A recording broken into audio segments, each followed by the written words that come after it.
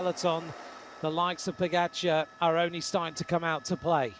Evenepoel is alongside him. Enric Mas is not too far away. Remco Evenepoel is out the saddle. In front of him is Mauri van Sevenen. Behind is Tadej Pogacar. Not far behind Pogacar, to his right-hand side is, as always, close by when he races with him, Brandon McNulty. This front group of three is still working well. They're working really well. I mean, it's a handful of seconds. And this is one of the riders from Israel, Premier Tech. And this is George Bennett, the New Zealander. Oh, this is disaster. Not good news for George Bennett. How many times has George Bennett had gear problems in the finale of a key race? Not good news. That's probably the end of his race. Yeah. Pidcock is there. We just noticed him at the front. Chula is there. So is Pogacar. And here we get the acceleration now. UAE start to put the hurt on. And Pogacar goes on the wheel. Remco Evenepoel, David Formolo, Ben Healy. Behind them is Tish Bennett. And riders are going backwards. And here goes the move of the team of UAE for Pogacar to rip this race to pieces.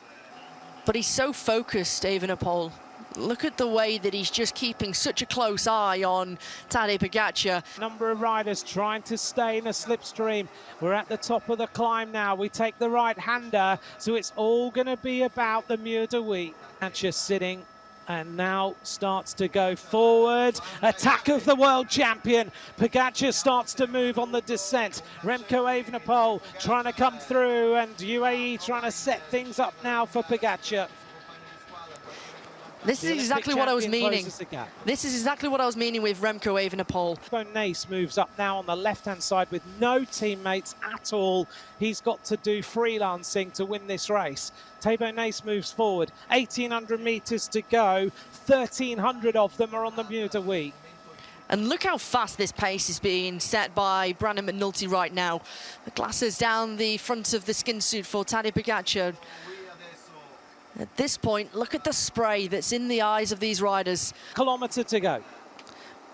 Bringing up the back of the group, that's Jürgen Nordhagen. A little bit further in front of him is Ben Chulett, who, by the looks of things, is just biding his time out of the fight of everything in a big gear. Pidcock's got a problem as he clicks it into the gear he wants. Another acceleration out of the saddle. 4 hours, 47 minutes of racing. Moving up on the left-hand side, Julian Alaphilippe, who's won here on 3 occasions. Alaphilippe is still there. Ben Healy, Thibaut Nace, Mauro Schmidt, and then behind them it looks like the head of Martinez. So we're into the final kilometre and still no one has struck. Tadej Pogacar, the fact that he's got Jan Christen to set this tempo and make it so difficult that anybody who's further back than 8th, 9th, 10th position is going to have a hard time, especially once we get to those really steep gradients on the climb, and particularly onto the Virage Claude Coriclion. Hard to move forward. As in the pink, Ben Healy starts to accelerate. He goes on the left-hand side with 500 meters to go. Riding well within himself, and here he goes. Here he goes, here he goes. He goes now and attacks. The world champion just rides away and leaves the best bike riders in the world for dust. Healy made a move on the right-hand side, but the world champion has just stamped his authority all over this race and just ridden away as though everyone else has their brakes on. The world champion Pogacar is almost at the line now as he cruises on this 17% gradient.